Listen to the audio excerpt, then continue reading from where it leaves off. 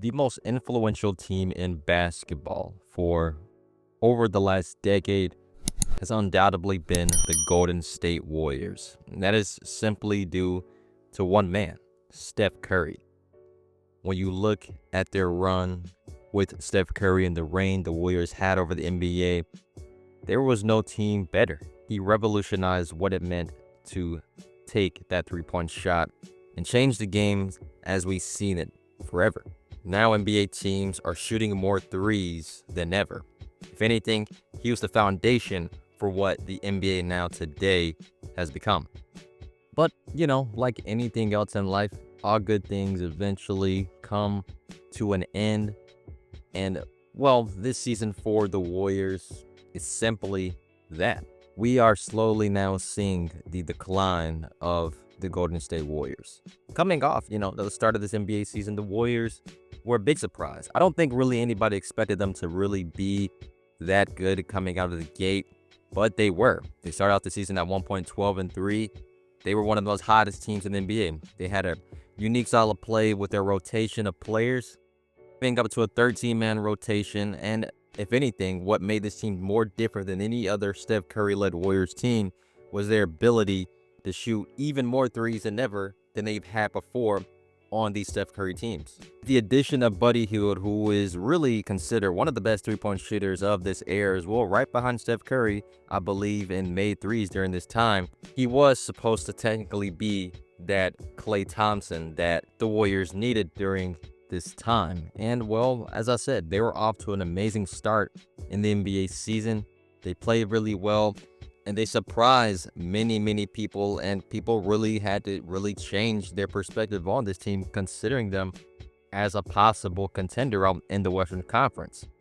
Really, after those first 2 months of play in the NBA season, the Warriors quickly fell off. Right now, they have the 11th best record in the Western Conference with a 22-22 record. Let's not forget, just a few nights ago, they lost one of the worst games since 1985 against the Warriors, losing by over 50 points in that game. We have Steph Curry making comments in the lines of that the Warriors shouldn't really trade any of their future assets just to be in a win-now situation. It really does tell you a lot, because this is the man of the Warriors. This is their star player. This is his team. This is his franchise, for crying out loud. When you think of the Warriors, you're not really going to think of necessarily their past great players that they've had. You're going to think of Steph Curry. And for really him to say that is shocking, because, this guy is still playing at an elite level, as we all know. He's still putting up well over 20 points per game. He is playing still his best basketball that he can play, and he's literally about to be 37 years old. It's really good that he is very unselfish in that way and looking out for his franchise, looking out for this team, to not go down that route of how the Lakers have to kind of do with LeBron, or even with Kobe trying to still himself win an NBA championship in those late stages of his NBA career. It's still good to see a guy like that really just say, hey, look, man, at the end of the day, whatever happens kind of just happens. And for Steph, he's kind of more so on the lucky end when you think about it, though, at the same time. Despite the Warriors now, their struggles, Steph Curry was in a great situation with the Warriors for most of, the prime of his career when the Warriors really took off. They won championships. They did everything. And when you look at other teams, like how Kobe, he himself being with the Lakers his entire NBA career, him being in a great situation early on in his career, and then later on in his career as well, getting another opportunity to win championships. You can look at that with Dirk as well, with his run with the Mavericks. Of course, Tim Duncan, we all know how amazing of a situation he was put in when he got drafted with the Spurs, and their awesome run they had for pretty much 2 decades in the NBA. Sometimes, loyalty comes to a fault, basically, because I can still say these guys and they're amazing examples, but when you look at a guy for a perfect example like Kevin Garnett, he was loyal to a fault, in my opinion, because yes, he was able to lead his Timberwolves during that early top part of his NBA career to a conference finals.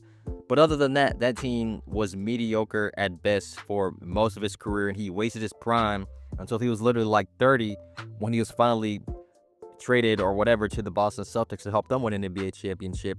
or even a guy like Damian Lillard. Of course, first run of LeBron when he was on the Cleveland Cavaliers. Basically, the point that I'm really trying to make with this is that in a way, we kind of all should have seen this coming in a way for this Warriors team because they've dominated the NBA for so long.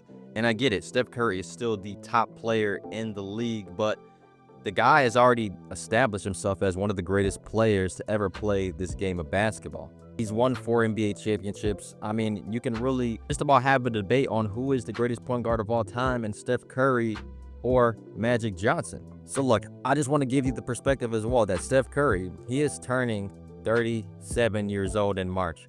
The man is not getting any younger. And you, at the same time, for the Warriors, this is a tough situation to be in. I get it. It is good if they want to go out and at least try to get some player to help out Steph Curry. And they did.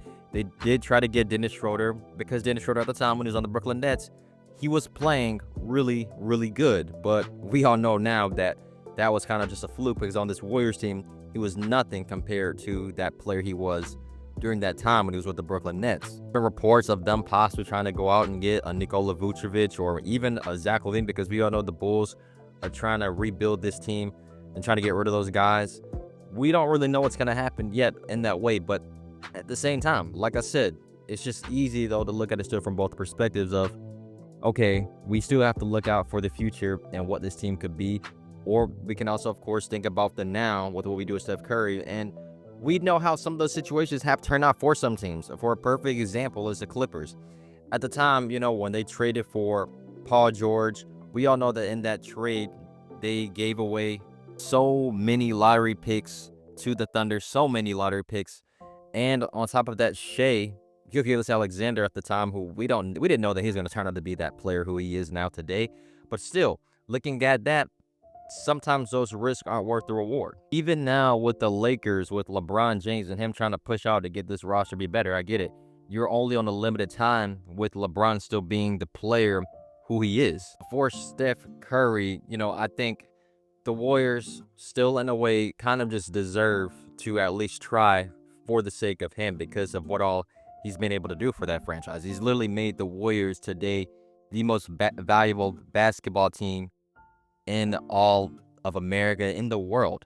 There's even that scenario where what if Steph Curry requests a trade or they decide to trade Steph Curry? You know what I'm saying? I seriously doubt this would ever happen because I just can't ever really mesh my head to even fathom the thought that Steph Curry would leave the Warriors or they would trade him away. But there is a possibility maybe of that happening, if he is really still serious about winning, even though he said some of the comments he has said. We just don't know. And I just want you to point out this fact too, and I've heard it, players talk about it on podcasts. So I'm obviously speaking from their perspective on what they're saying, with winning and just sports in general. Winning is really, really hard. It wasn't easy for a guy like Michael Jordan to win 6 championships in the 90s alone. It wasn't easy for LeBron to make it to 10 NBA finals, let alone just winning 4 of them at top of that. It wasn't easy, well, except those 3 championships. It still wasn't easy for the Warriors to win their championships and really just still have that model of consistency of going each and every year to the NBA finals. Everybody has to be on the same page. You have to really execute and perform everything perfectly in order to win an NBA championship. The Warriors, they moved on from Clay, and now they're in this new chapter. It definitely was just an end of an era for this team. They're just not that same Warriors team they were, a few years ago when they won the championship and in the 2010s up to now. And, the Warriors, they do have some young assets. They have Jonathan Kuminga, who, they possibly talked about trading before. They have Brandon Pajinski. They have Moses Moody. They have some pretty decent pieces on this team, but is that enough for them to win an NBA championship in this current stage of where the NBA is now? No, it's not. All we can really do now is hope and see what the Warriors really do decide to do at the trade deadline, because that's coming up February 6th, and they have a really, really important decision to make. I mean, it's not like it's all for nothing, but if they really want to get back on the right track and get back to winning like how they were earlier in the season, they're going to have to make a decision on what they plan on doing, because what they plan on doing at the trade deadline says a lot about what they really truly believe the future of this franchise is going out to be. So hope you guys enjoyed this brief video today. Really wasn't me trying to go off with all these statistics and stats. I really just wanted to speak my own mind and opinion really on the current state of the Warriors and just the leading up to this point. So I hope you guys enjoyed it. Don't forget to leave a like and subscribe to the channel for more basketball content each and every single week. Have a great day. Peace.